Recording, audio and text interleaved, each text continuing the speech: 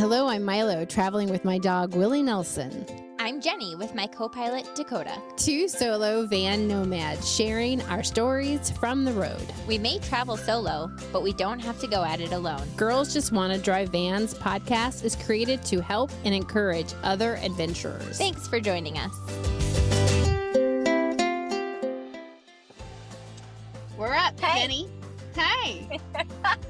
I just want to start every podcast with just a hey. No, I like it. Well, I'm Milo, and I'm currently sitting with baby powder on my feet and bug spray on my face in Mississippi. Woo! And I'm Jenny, and I'm here with my van neighbor, Sarah, and we are hanging out in Arizona. Oh, nice. So nice. Yeah, It's so nice. it's super nice. But Milo, I hear we have a new sponsor this week. Oh my gosh, we have the perfect sponsor for this week's topic, which is going to be about our dogs in our vans, because all three of us are traveling with canines. Nothing wrong with cats, but we all have canines. So our sponsor is so appropriate. Let me pull it up. It is Tough Enough for Your Dog Chew Toys. And they don't exist. But I would just like to shout out at this moment for all those dog toy companies that when it says for large breeds, if it's too tough and my dog can't do something to it, he won't eat it. He feels like it's not doing anything. He can't even leave a dent in it. But if it's not tough enough and he just shreds it, then I'm angry. So we need something in the middle, something that can like stand up to my dog and his aggression, but still let him tear it up a little bit. Give him something. So we don't really have that sponsor because they don't exist. But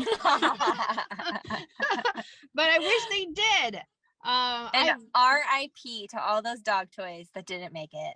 Yeah, yes. A moment of silence. But not too much of a moment because they failed and they've taken my money. So Sarah, you are traveling also, and you guys happen to be parked next to each other, which is awesome. Tell me about your van and how long you've been in your van. Yeah, I have a high roof ProMaster that I built out myself. I've been on the road for about, I guess, just over a year, which is kind of crazy to think about. Yeah, so I just have been bouncing around. I work full time doing digital marketing from my van, so it's truly like my mobile home office. Yeah, and so it's been a wild year with COVID, but I absolutely love it, and it's so much fun to meet people like this on the road. That's how Jenny and I met. We were on the road. So tell me about your dog. Yeah, so he's a COVID baby. I fostered a different dog in the summer because I just was getting a lot lonely, really isolated. And when I gave the foster dog back up, I adopted Banjo. He is 9 or 10 months. He's a rescue, so I'm not entirely sure. And he's a total mix.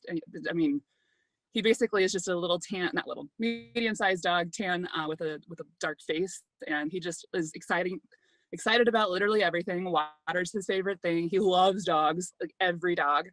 Yeah, he loves it on the road. So Jenny, how is Dakota liking Banjo?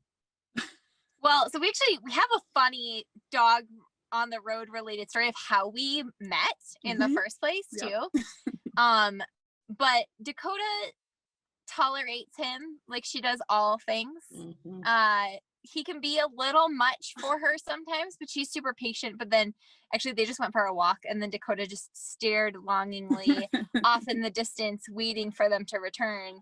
So she like loves him in small doses. she always goes up for a little more, and then she's like enough, and puts her distance. But they're very cute together.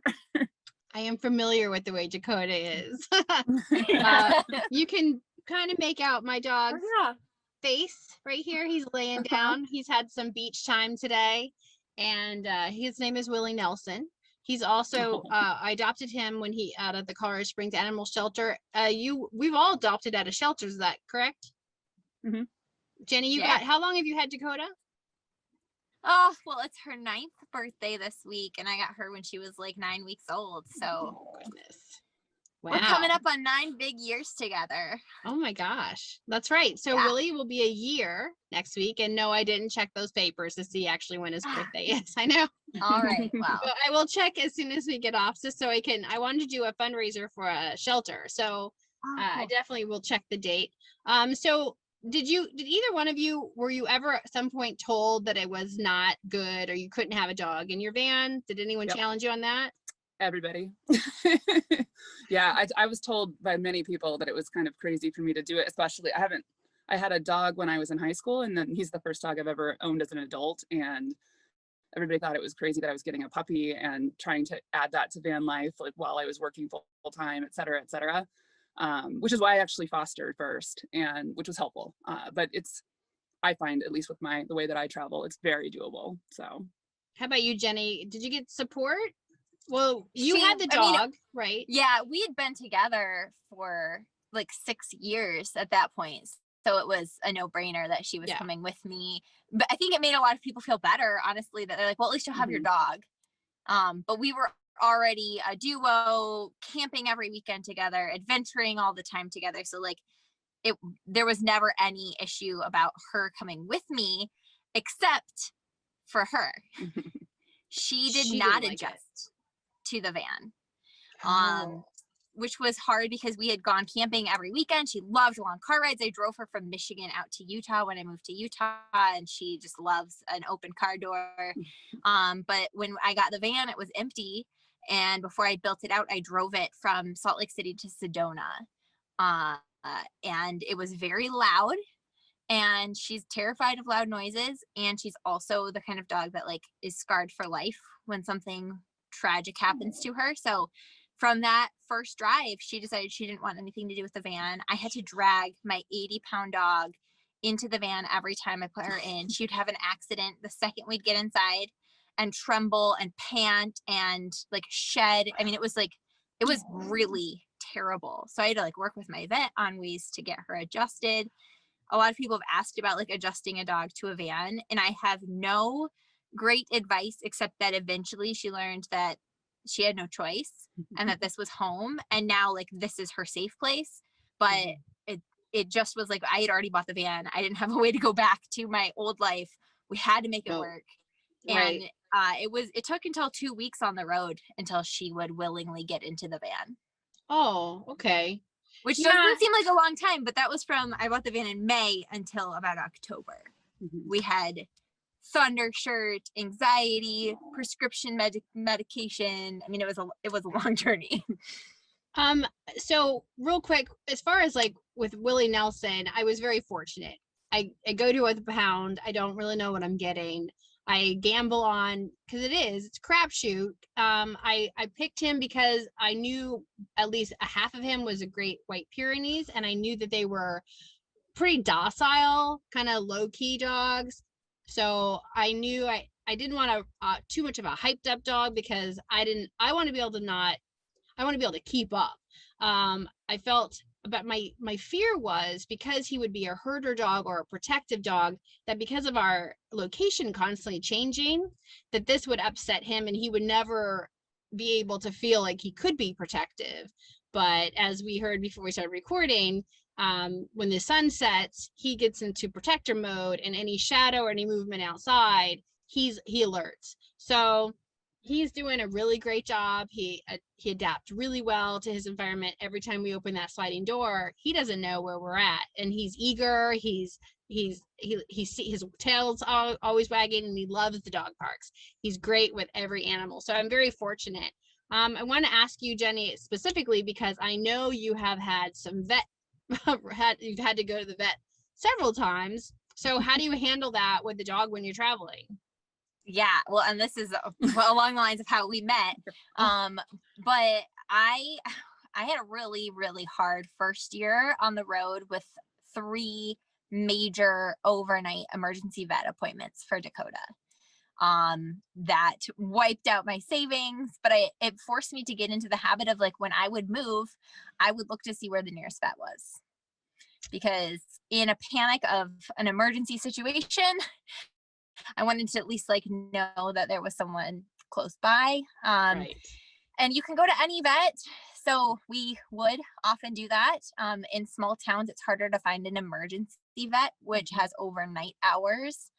So we got really lucky once to get in before a vet closed. But yeah, it's really hard and can be very scary when you're in a situation where you're taking your dog to a vet and you don't know the area or who's around or if they're good or anything. Yeah. But So we don't get to form relationships with our vets necessarily. And Mhm. unless you happen to keep going back to the same one, they're not like our personal doctors where we'll make a trip to go back annually to go visit. The vet is usually, I have an emergency, I'm taking my dog to the vet, right? And we're not like lining up to go to the vet. So Sarah, you also had your dog at the vet often, or? Not often. I've had 2 major things happen. And I mean, I've only had him for 4 or 5 months now, so not too long. But the first like official, because I kept him in Colorado when I got him, in kind of near the Boulder area, just to make sure that everything was going to be good with the van and everything. And then when we finally got on the road officially, the first night out, he was I thought he ate something. He was just acting really funky and was kind of like stumbling, and I like didn't know what was going on. I was still getting to know him, and so I ended up having to take him to the ER. And I was posting about it on Instagram. It turned out he likely ate weed poop. I knew it. Yeah, and she That's reached where out you on connected. Instagram. Yeah, and so we like bonded over that and ended up meeting. And the second more recent time, and this was like a serious one, we were just on BLM, which I know like van people tend to spend a lot of time out there, and so you kind of you see like everything in terms of dogs out here. And I was walking him on leash because we're training, and we were just walking down this road. It was actually the next campsite over, and there were 2 off leash dogs and nobody was around. They were in their campers, and the dogs came up to us, and one of them totally unprovoked like violently attacked him, and he had bites all over, but 2 really bad ones, one of which actually went through to his muscle on his leg. And I, like what she was saying earlier, I didn't know the area. I was an hour away from the nearest vet, and there was one vet that could get me in like ER style. And so it was an hour away, like I said, and so I just had to like sprint there. Like I knew he was going to be okay, but he was very, very, very injured. So he had to get stitches. We had to do the donut, like the whole thing, and that's a whole journey when you're in a van. And so yeah, it was scary, and it was definitely a reminder that I don't live in a house. Like this sort of thing just completely disrupted my entire life. So I ended up having to spend 5 days at a hotel just for his sake, trying to recover. And so yes, I don't have many vet trips, but I've had a couple. That's in a a short major. period Yeah, of in a very time. short period of time. That's a major, and actually that was a concern of mine that came up today when I was thinking about how different our lives are, the way I'm traveling and the way I'm choosing to travel and the way you ladies are going like on BLM land. So there's a beauty to it. You have the freedom to park where you land, right? You find a spot, you're there, that's your site, right? You walk your dog, you go for hikes. The world is right there at your back door. I guess the negative to that is the fact that it's to anybody else can do the same thing regardless of their habits or care. So what happened to the dogs that attacked the dog, especially that attacked your dog, and those people? Did anything happen? Oh, it was a horrible, the way it all went down was awful. I don't have enough time to explain all of it, but they were terrible owners, and they basically downplayed it. They told me that my dog was okay. They told me it was worse than it sounded. And they barely had control over the dog. Like one guy grabbed it and then released it when the other person was calling it. So it was still not on leash. It wasn't being controlled. I didn't feel safe. And so I know you're supposed to get the information, but I just wanted to get out of there. I was just worried about getting attacked myself or Banjo getting attacked further. So I ended up taking him to the vet. I came back to confront them, and they had left. They had just gotten Of course in. they had So left. Of course they had left. Yeah. So it was basically like the worst case scenario in terms of just owners being responsible. And so what I've learned from that is that as a dog owner in a van and traveling constantly, you have to be like beyond hyper vigilant and just so aware of your surroundings and just not trust that, the other owner is going to be a good owner or have any control over their dog. And so I learned a lot from that whole situation, but Banjo's okay now. Like he's awesome. He's not scared of dogs. So I dodged a bullet there. But it was traumatic, probably more so for me than him, but it was bad. Absolutely. But Jenny, Yeah. even you had, because Dakota is kind of scavengeristic as far as opportunistic, right? So that's what landed Yes. you into that. Yeah, And- the first time that was the guess. The first time she ended up with pancreatitis, which is often caused by eating fatty foods. Now she doesn't get any table scraps. What had happened before all of this was that we had gone mountain biking. That's all I knew. And then she was like very, very sick. So my best guess is she picked something up on the trail, but we'll never really know. Right. The second time, same thing. Like, don't know what happened. It wasn't pancreatitis, but it was still like, did she eat something? She does just scavenge. And then the third time was because our best guess is she ate a rotting crawfish. And so, yeah, it's her own doing. She's got a of death course. wish or something. But that's just it. It's our job to protect them. They rely on us for that. So, and we can only do our best with our environment too, right? So people who don't bury their own feces and they're potheads, right? Or any drug they ingest, if they leave their feces out, and then my dog comes around going, well, that's interesting smell. And I can't see him in that second scoop that up into his mouth. Like when you go in to take something like that out of your dog's mouth because you're desperate to, nothing I thought I would ever do ever.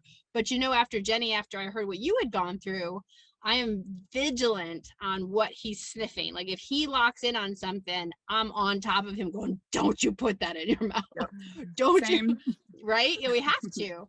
And because of now, my dog was not attacked, but we were arriving late back to our camp, BLM land, Colorado. Another group had arrived and they had parked pretty close, but regardless, they had 5 dogs that they let pop out of those trucks and just go while they were setting up camp. So I show up to my van and there's a dog at my van because my dog's treats and I don't know, his toys, not even his treats, but his ball and toys were sitting on there because we'd gone for a walk, and it's like having a toddler. I mean, my front of my van is usually like a 2-year-old is out there been playing, right? So toys shredded because they don't stand up. And so, but yeah, and I was like calling out, like, whose dog is this? And is it an okay dog? Like my hackles went up, and he's like, oh, good, a dog. And I'm like, I don't know. This is a stranger. Willie, it's a stranger. So, we don't talk to strangers. We don't unless it's in a dog park and that owner has given us consent. Right. We don't talk to strangers. So being responsible for, if you don't care enough about your dogs, like the people who don't know your dogs, burying your waste, which isn't, I guess, ideal, but it's become a big deal, especially with more and more people camping. Did you know the RV industry is up 500% in 2020? And we're all seeing it, right? Because people are everywhere. Yeah, so I also had to go to the vet. So let me ask you something, let's lay it out there. How expensive has it been to have a dog on board? You can go first. Well, so each of our emergency vet visits, the first one we got lucky because we got into a regular vet, so it wasn't an emergency visit, because if you take them to like an emergency vet ER style, it's much more expensive. So the first one was like $600. The next 2 were over $1,000 each. Yeah, and because of that first bout of pancreatitis, she will be on prescription dog food for the rest of her life, which is not cheap. $100 a month. So if anyone would like to sponsor my dog, I would gladly take you up on it. You can help feed her for $100 a month. Feed Dakota. Feed Dakota, please. Yeah. Sarah, how about what were your vet bills, Sarah? I actually was really lucky with both. I assumed especially the attack was going to be really bad, but both of them were, I think, just over $200. Okay. But with the attack, like I said, one of the costs was I had to take a day off of work. I spent 5 nights at a hotel, and so I would argue that was the cost of that. That's a cost. In addition to the vet bill, that yeah, like it was for the good of him. He could not walk around or even jump into my van because of the cone. And I was like, I'm not going to force you to stay in this van because this is my choice. And so I think there's like some hidden costs that you wouldn't really think about not living in a van and traveling around, that for him, it was like, I had to do it because like he was injured and had a traumatic day. And so, yes, luckily, I mean, I know the time will come that I will have that awful vet bill, but mine have been pretty minimal. And But he eats just again, normal puppy food. And but you had the hotel and the loss of oh yeah, work, which was yeah, not cheap. So yeah. you're still, if I'm doing the math right, which I'm sure I am, you're close to $1,000 for that It was, incident. yeah, that day, that whole experience definitely cost me at least $1,000 once it was all said and done. Because I also had to drive all over the state of Arizona because I was not anywhere near. So it was to the vet, back, and then packed up my stuff, drove to Tucson. You know, so there was a lot. It was a very expensive week of my life. Well, I think we're all part of these groups on different group chat rooms, and a lot of people ask like, well, how much, you know, they're thinking they're going to save money. And in some cases you do when you don't have rent because you've got your car insurance. But the one thing I'd say for people who are considering doing this lifestyle and they have even more than one animal, or if they got a couple cats or they got a couple dogs, that is an expense they need to budget into their life. And they need to have an emergency fund for the animal. We went to a dog park. I feel this is where he got it, and he got Giardia. There was a big lake pond in the middle of it, and I wasn't thinking about him going down there and drinking the water, but of course he did. He's running. They're all hot. It was a hot day, and within a few weeks later, we were definitely at the vet. He was pretty sick. So I got lucky with the medication. And again, we're on now a gentle gut food. And we're going to stay there for a while because we've had some gut problems ever since we came home from the pound. I like to call it the lockup. So now his dog food, again, it is expensive. The vet bill I've been to the vet 3 times because of gut issues. Moab, and then twice in Florida. Probably all So been to that same Moab vet. they were a really nice vet in Moab. Moab, and then Tampa, and then Orlando. And so he got the Giardia while I got tested for Giardia in Tampa, and then he was cleared of the Giardia in Orlando. And he got, but again, the flea treatment, the heart guard, it's just all of it. It's expensive. And now I'm thinking about getting him a DNA test because I'm curious about what he is. I did it. I already did that. And it's so fun. You should. Yeah. It was shocking. He's not what I thought he was. And so, yeah, it was fun. Maybe we'll and do also that. The one that I got, you could upgrade, and it talked a little bit about his genetics and some like watch out areas health wise, just based on the kind of breakdown. It was really, it was awesome. I'm glad I did it. Highly recommended. And Jenny, what about Dakota? Do you know what she is? I have no idea. And part of me is like, we've made it 9 years without knowing. It's kind of fun to just never know. She'll just always be a mystery mutt. But there's a little part of me that's like, she seems Rhodesian Ridgeback. I would love to know, but then I also feel like if I get it back and it's like, no, she's got none of that, then I'll be like almost disappointed. I don't know. I've been living a lie her whole life. Oh my gosh. Okay, well, do you have any advice, Jenny, for anybody coming on the road with a dog or a cat or a ferret? Yeah, well, and I guess my advice would be around, like, if you've already got the dog and you're deciding, or the cat, and you're deciding you're gonna live on the road, like, they need to come first. So, like, my back was against the wall. Dakota hated the van. There was no turning back and leaving van life for her. But it was like, I was doing everything in my power to make it okay for her. And a lot of people will ask, like, well, how do you manage a dog if it's too hot? Or how do you manage a dog if it's too cold? And it's like, you can't be where it's too hot or too cold. That's, you don't have that choice anymore. You just do. Yeah. Like your job is to keep your family member alive. So you've got to work your activities around that pet. But for the people who want to get on the road and want to get a dog to go on the road with them, like I've seen a lot of people who are like, I want to go by myself, but I'm scared and thinking of also getting a dog. you got to do one or the other to start. Yeah. You don't want to introduce, like, it is hard enough to learn how to live in a van by yourself. To have to learn how to live in a van and get used to a new family member. I would definitely not recommend doing those at the same time. Can you see the Was that lightning thunder and storm? lightning? Yeah. I saw the lightning. Yeah. I'm like, there's a Willie's storm heads up. coming. There's a storm coming. That's excellent advice. I was on the road for several months before I decided, like you, Sarah, the loneliness. I hate to say that because I don't want to say I got a dog out of loneliness. I got a dog because I met enough people that showed me that they can make it work, like Jenny. I'd met Jenny, I'd met Bethany, I'd met the other couple that we met while we were up in Colorado. Everyone had these dogs and they were well trained. It's the thunder. I'm sorry. It's okay. I know. Look at him. So anyway, well, we'll wrap it up because the storm is coming. Sarah, thank you so much for the surprise visit. This is great, Jenny. Fun.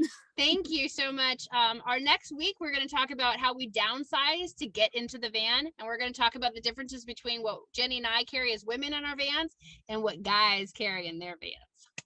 That's next week. Can't wait. Can't wait. Thank you so much. Thanks, Sarah. I hope to meet you someday in person. Yeah, of Jenny, course. stay safe, and I'll talk to you next Monday. You too. Thank you. Bye. Bye. Thanks for listening. Coming soon, you will be able to subscribe to receive our newsletter, which will include links to our campsites, items we carry on our vans, and photos from our journey. You can also catch Jenny on her podcast, Adventures from the Van. Or tune in to Milo's podcast at Milo Talks. Thanks for listening, and just go do and see everything you can in a safe way.